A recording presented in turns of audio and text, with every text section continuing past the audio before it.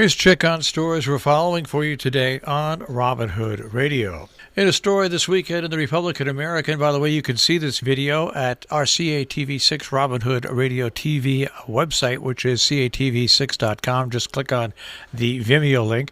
A virtual session about the Holly Place Affordable Housing Project in Lakeville drew more than 160 people. Salisbury Housing Committee, which planned the project, hosted the program. The committee is one of four in town focused on increasing affordable housing stock to meet the state's requirement that 10% of a community housing be priced accordingly. Holly Place was the favored site at the public forum in 2018, in which a goal was set for building 75 affordable units in the next 10 years.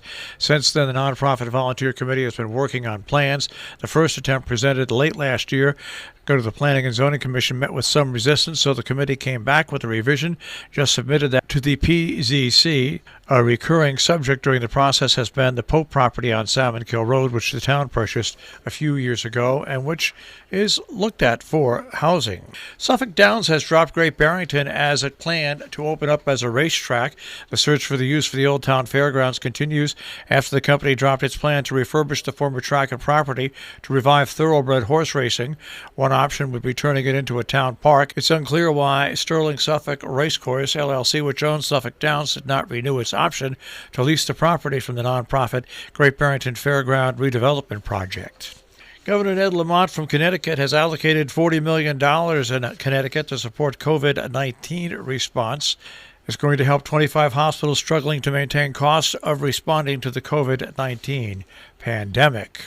Mass vaccinations have contributed to declines in COVID cases in the state, according to officials.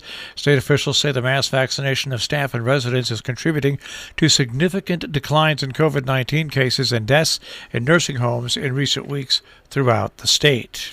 Meanwhile, in New York State, changes to COVID vaccine rules to get New York residents who teach in New Jersey shots in arms. The state announced that New York residents who are essential workers in other states would now qualify for COVID-19 vaccinations under Phase 1B of the New York vaccination system. Resort World plans to open a gambling hall with electronic games inside the Newburgh Mall. The casino operators who run Resorts World Catskills in Sullivan County plan to open a new gaming hall with video lottery terminals as part of the Newburgh Mall. That move would position what could be a major player in the gaming industry at the nexus of two interstate highways. Resorts World has been authorized by the state since 2009 to open an Orange County facility to deploy electronic slot machines that previously were licensed at Monticello Raceway in Sullivan. Hundreds in Berkshire County may get new operating under the influence trials due to question about alcohol breath tests. Due to concerns over the accuracy of those tests, thousands of Massachusetts residents could get a chance to overturn impaired driving convictions.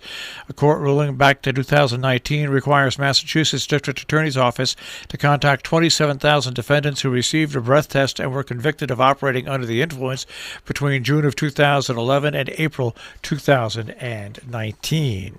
Some meetings going on in and around our tri-state region. The Sharon Green Committee meets today at 4 o'clock. The Sharon Board of Education meets today at 6 p.m. Inland Wetlands Commission meets today at 6:30. Salisbury Board of Education has a meeting that is at 5:30. Also going on today in Salisbury, Planning and Zoning meets at 5:30, and at 5:30 the Salisbury Pathways Committee meets. In Kent, the Park and Recreation Commission has their Easter Subcommittee special meeting. That is going on tonight at 6 p.m. In Falls Village, Board of Finance has their regular meeting at 6:30. Board of Selectmen also right after that meeting, the doubleheader meeting in Falls Village. Town of North Canaan Planning and Zoning Commission has a regular meeting. That comes up tonight. You have to check with websites for these towns to see if these meetings are Zoom, Google, or phone-in. The Town of Dover Planning Board meeting from February 1st has been rescheduled to tonight. That will be at 7 p.m. Also in Sheffield, there'll be a virtual meeting for the Conservation Commission at 7 p.m. In Cornwall at 7:30, the Park and Recreation meeting, that is via Zoom. And in Hillsdale, the Planning Board meeting has a Zoom meeting tonight at 7:30. Coming up in Cornwall, Planning and Zoning Commission has a meeting via Zoom. That is tomorrow at 7 p.m.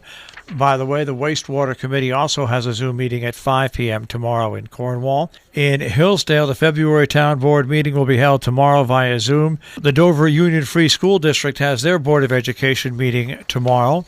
Planning and Zoning Board will hold a special meeting in the town of Pine Plains at 7:30 tomorrow.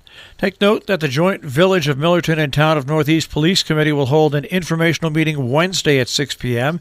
via Zoom teleconference and can be viewed live on Facebook. More information is at the Millerton website. In Sheffield, the Planning Board has a meeting coming up on the 10th at 7 p.m. Pine Plains Planning Board has their meeting on Wednesday at 7:30 via Zoom and broadcast also on YouTube. Coming up on Thursday at 10:30 in the morning, Cornwall Conservation Commission has their meeting via Zoom. Town of Northeast New York has their town board meeting coming up on Thursday the 11th via Zoom. By the way, their town hall will be closed on February 15th in observance of President's Day. In Kent, a program on February 11th, Songbirds Struggle Against the Loss of Habitat, Marvelwood School, Kent Land Trust, and the University of Connecticut Natural Resource Conservation Academy offering that free virtual program on February 11th at 7 p.m. The session is free. It's open to the public. Registration and more information at marvelwood.org/Warbler. Jump Fest comes up this week. That's right, it's being held. It's being held on Friday, Saturday, and Sunday at Satory Hill in Salisbury. Free admission for Friday night lights. There will be no human dog sled. On Saturday and Sunday, the normal jumping with practices at 11 and the competition starting at 1. The first 400 people in, and then as people leave, more people will be allowed in. There is no alcoholic beverages, and there will be food trucks this year to supply the food. Of course, you must follow social distancing rules. The Snowball at the White Hart has also been canceled for this year. Our business brief is underwritten by Morgans at the Interlaken, interlakenin.com, and you'll find them on Facebook, and by Salisbury Bank, salisburybank.com. Dow Jones Industrial Average starts off today at 31,148.24, the Nasdaq at 13,856.30, and the S&P 500 at 3886.83. We'll take a look at that tri-state forecast. That'll come your way in just a few moments.